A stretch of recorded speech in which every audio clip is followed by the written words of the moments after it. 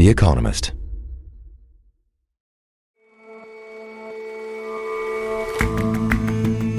Hello and welcome to The Intelligence from The Economist. I'm Jason Palmer. And I'm Rosie Blore. Every weekday we provide a fresh perspective on the events shaping your world.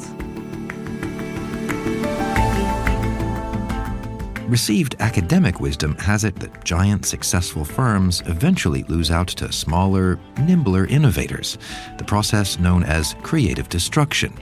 Our outgoing global business columnist questions the basis of that popular theory. And youth clubs have been part of the fabric of British society since the 19th century, a haven for kids who are often unhappy at home or at school. But in recent years, more than 1,000 of them have shut. We ask why.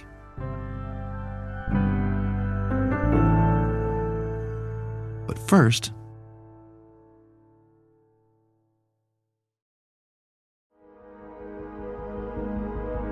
"6 weeks ago, voters in Venezuela made a clear choice of Edmundo González as their president. But not for the first time, Venezuela's people didn't get the leader they voted for. And this time around, the danger to the actual winning candidate was clear. So, over the weekend, Mr. González fled to Spain to seek asylum. Mi salida de Caracas estuvo rodeada de episodios de presiones, coacciones y amenazas de no permitir mi salida. In Madrid, he thanked his supporters and spoke of the pressure, coercion, and threats he'd suffered at home. Confío que próximamente continuaremos la lucha por lograr la libertad y la recuperación de la democracia en Venezuela. Un abrazo fuerte para todos."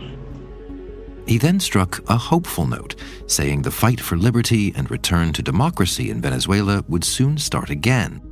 But history has proven that with Nicolás Maduro in power, a return to democracy is perhaps too much to hope for. Edmundo González is the rightful winner of Venezuela's presidential election in July. Kinley Salmon is our Latin America correspondent. His decision to flee is a consequence of President Maduro's brutal response after he stole the election, and perhaps more immediately of an arrest warrant issued by a judge in Venezuela just last week.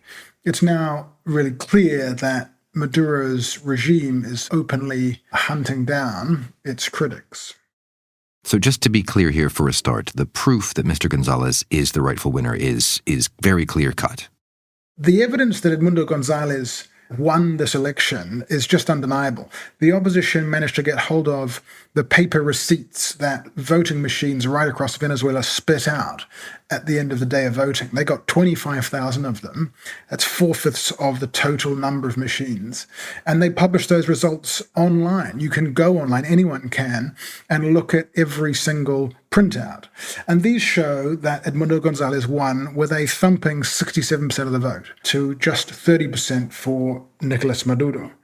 The regime has tried in many ways to make its kind of claim of victory look legitimate. It asked the Supreme Court, for example, to validate it, but it also controls the Supreme Court. And so we had the spectacle of state television broadcasting masked officials opening election boxes and perusing through them at the sort of supposed vote receipts. And then on the 22nd of August, this kind of pantomime finished. The court endorsed as definitive the original false election result, which gave a comfortable victory to Maduro. All of the major democracies in the region have either rejected this result or called for an impartial audit of it. And we spoke to you shortly after the election about the protests going on inside Venezuela. How has that turned out? More than 2,400 people were arrested in just 16 days after the vote, according to the government. There were some 24 people killed in demonstrations, mostly by gunfire. But rather than express regret for those deaths, the regime has instead been labeling its opponents and the journalists and poll workers that it's locking up as terrorists and fascists. This is already having an effect on the region too. I mean, border posts with Brazil, have got kind of now crowds of people at them desperate to leave. Other places are bracing themselves for an influx of Venezuelans who are leaving, as sort of hope is now really running out. There was another escalation over the weekend, which was that security forces, kind of heavily armed, started to surround the Argentine embassy in Caracas, the capital of Venezuela. There are 6 opposition leaders that have taken sanctuary in that embassy, and suddenly these security forces were sort of staking the place out as if ready to sweep in. So the implication there is that the safety of those opposition leaders was in serious question. Well, the 6 took refuge in that embassy in March, actually, after a prosecutor ordered their arrests on charges including conspiracy. Relations between Argentina and Venezuela, have now really broken down. It rejected quickly and outright Maduro's claim to have won the election. Just last week, Maduro called the Argentine president, Javier Milei, an asshole in a television interview. Entonces sale, me perdona este comentario, sale el imbécil de Milei en Argentina protestando porque Maduro adelantó las Navidades.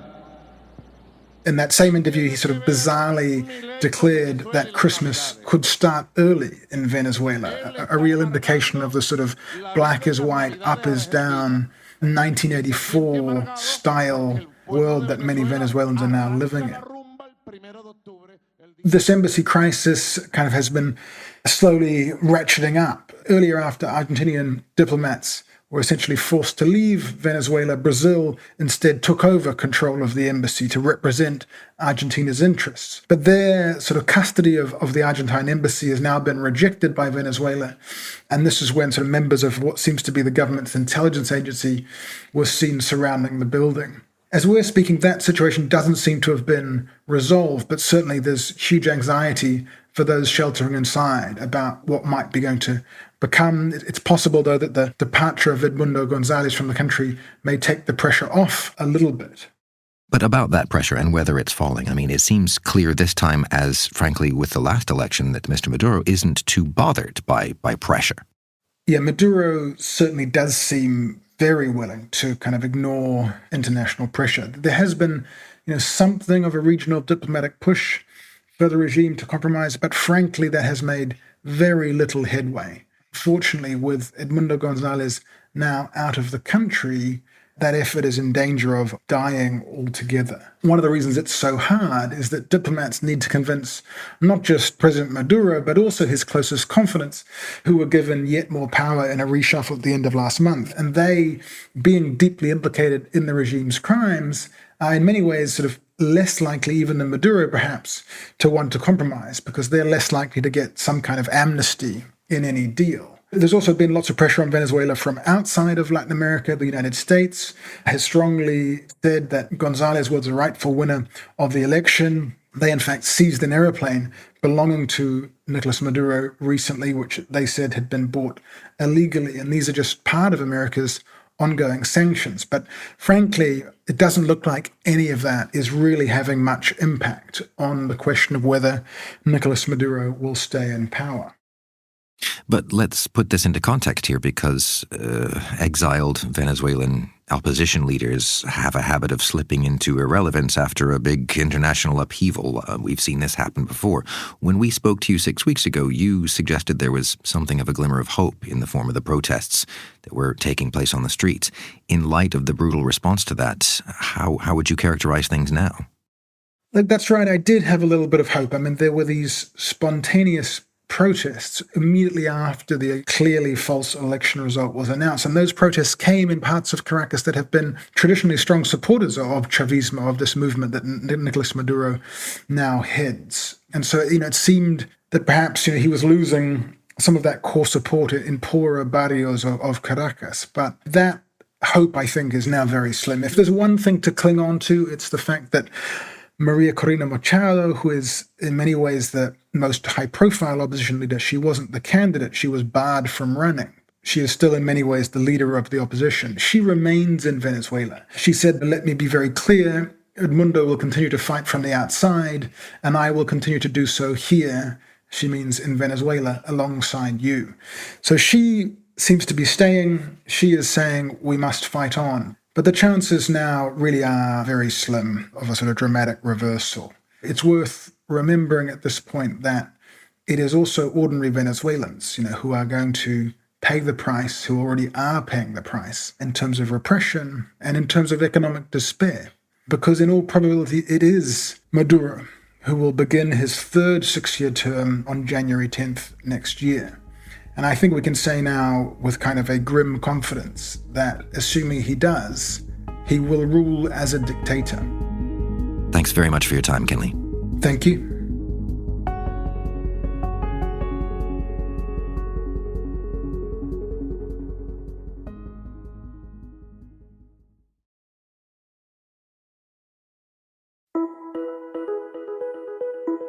I started writing Schumpeter, which is The Economist's weekly column covering global business, back in 2019.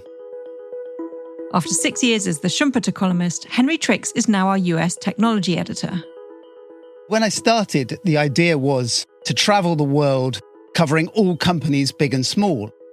And it took me to some extraordinary places. So in my first few weeks, I went to a forest in Germany where I met forest dwellers protesting against a coal mine. And I also went to a factory in China where they were automating the making of white shirts. It was all great fun, but my editors informed me that our readers, what they really wanted to hear were the really big business stories of the day. So I took what I called the Linda Evangelista approach. In 1990, the supermodel famously said that she wouldn't get out of bed for less than $10,000. And I decided to only get out of bed for companies worth more than $100 billion. And I'm now looking back on this 6 years on with some nostalgia. And I have to say that number seems rather quaint. So, Henry, are you saying that the supermodels have got more and more exclusive? The biggest companies have just got bigger and bigger? Yes, absolutely. When I started, the tech giants were already dominant. So the biggest at the time was Microsoft, which was worth a cool $780 billion. So that was worth getting out of bed for. It was followed by Apple, Amazon, and Meta. And together, their total value was $3.4 trillion. Well, today, Apple alone is worth more than that. And the combined worth of all of them has more than tripled since 2019. So what about the rest of them, the ones that haven't quite made it to that top tier? Yeah, that's what I found quite striking. The tech giants, if you put those 5 companies together, they are worth more than 1.5 times the value of the next 25 biggest companies in the S&P 500. That includes America's biggest oil companies, ExxonMobil and Chevron. It includes giant pharmaceutical firms like Johnson & Johnson, banks like JP Morgan, and huge retailers like Walmart. So, in other words, the tech giants have got bigger and more powerful, while the others have basically been left lagging ever further behind. Had that been true in earlier times? Had there been a few companies that dominated pre-tech? Certainly in a different era, Microsoft was valued way more than some of its competitors at the dawn of the tech era, if you like. But it sort of flies against conventional wisdom. And the conventional wisdom is actually partly derived from the chap who is, if you like, the patron saint of my column. He's called Joseph Schumpeter. He's an Austrian-American economist from back in the first half of the 20th century. And he made famous this idea of creative destruction, which has become one of the great business mantras of our time. You think about it in terms of the way that Mark Zuckerberg once described Facebook's ethos as moving fast and breaking things. The idea that innovators bring disruptive innovation that topple old orders and create new ones. And what's interesting is that all of these tech giants actually started in that same vein. They were created in garages, in dorm rooms, in dingy parts of town. So they were, in a sense, the original creative destroyers. But that's all changed. And has it changed? I mean, is it that there aren't innovators now, or is it they're not actually breaking through into the big companies? There are definitely innovators, but actually what's interesting about Schumpeter's theory itself is that it's often misunderstood. So we tend to take it as a view that creative destruction only comes from the little guys. And what I've found over the years writing this column and spending quite a lot of time thinking about the theories of my alter ego, Mr. Schumpeter, is that creative destruction is actually more complicated than that. So at the start of his academic career, Schumpeter revered entrepreneurs. He described them as, in a sense, the detonators of change within the world of business. But he changed his tune later on in life, and this was after he'd moved to America and he'd seen the power in the 1920s and the 1930s of the big American companies. And he decided that actually they were the motors of creative destruction. It was the large firms, even the monopolies, who had huge amounts of money, big R&D budgets, the best brains in the business, and the most to lose. So what you're saying is that the detonators of change are now coming from within those companies rather than from outside. Is that right? Yes, that's exactly right. So since 2019, the 5 tech giants plus NVIDIA, which is the darling of the moment that makes the semiconductors for the AI revolution, they have doubled their capital expenditure. And just last year, they invested $169 billion, whereas the next 25 companies spent a combined total of $135 billion, so quite a lot less. And you can see it's not just CapEx. The big 6 added 1 million jobs, doubling their headcount over the last 6 years. They really are the drivers of innovation. They're investing in AI startups. They're building data centers all across the world. Some estimate that within the next 5 years, they could spend another $1 trillion just on AI alone. So that puts them at an enormous advantage over their competitors. So the big tech companies are here to stay. What does that do to this whole idea of creative destruction? Was that a myth all along? I don't think it's a myth. I think it's an inevitability, as Schumpeter made out. The question is where does it come from? Does it come from the small guys or does it come from the big guys? And sure enough, the big guys have spent a lot trying to protect their fiefdoms. However, one day new competition will come, whether that is from smaller insurgents or government antitrust actions, that sort of thing. One of the interesting things, Rosie, that I've seen over the last 6 years is actually some of those former giants from previous eras meeting their end. A good example is GE, General Electric, that firm which has been an icon of American business for the last, 100 years or so. It has effectively been broken into 3 over the last few years. And that's true of some other industrial giants such as Dow and DuPont. So the big ones do eventually fall by the waysides and new ones emerge. And this takes me back to NVIDIA, which was worth less than 100 billion when I started, so I wouldn't have got out of bed for that. And now it's worth a cool 3 trillion, which is surely worth getting out of bed for. Henry Trix, our new catwalk correspondent for The Economist. Henry, great to talk to you. Thank you so much. Thank you, Rosie. Lovely talking to you too.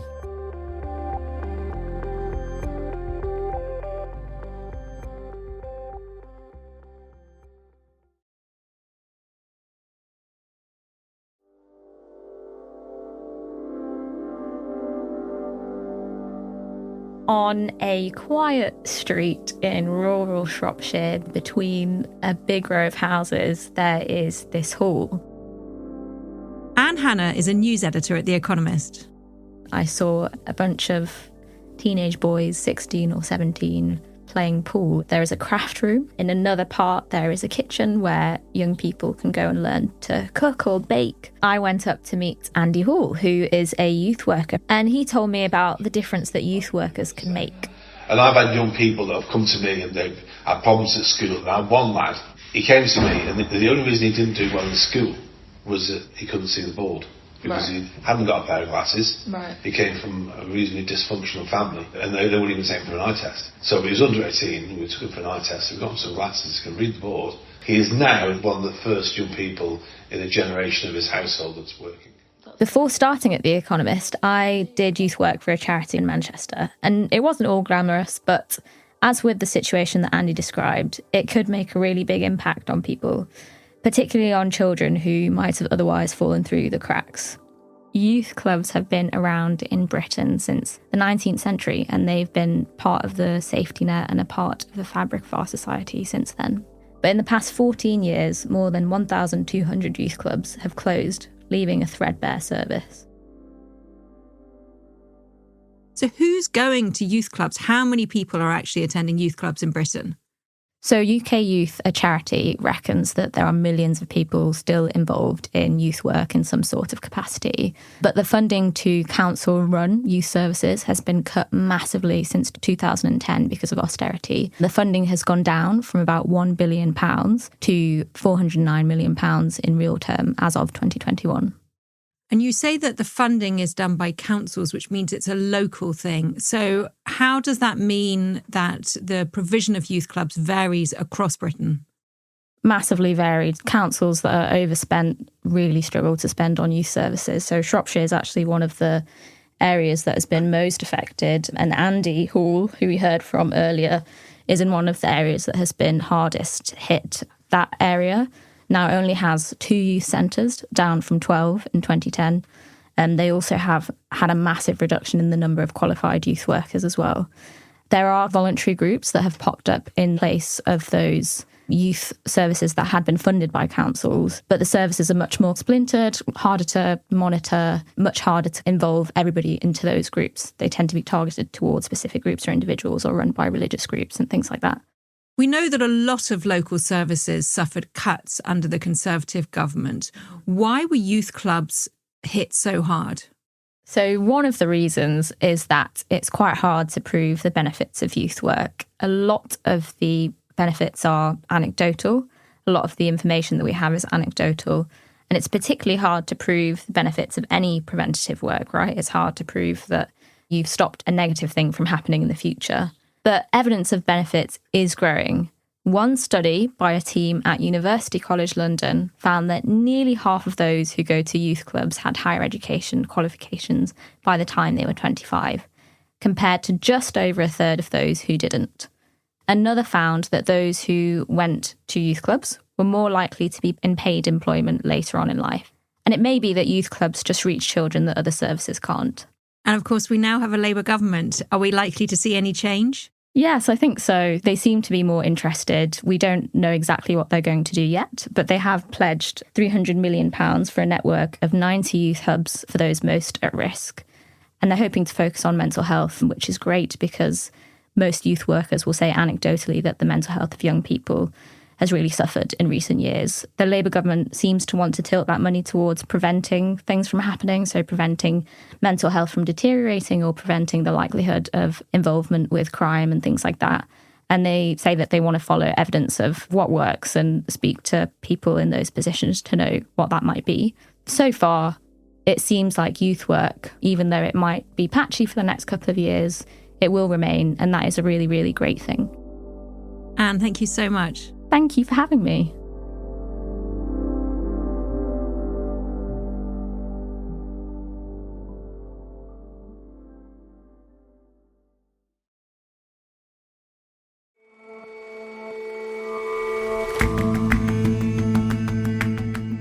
That's all for this episode of The Intelligence. We'll see you back here tomorrow.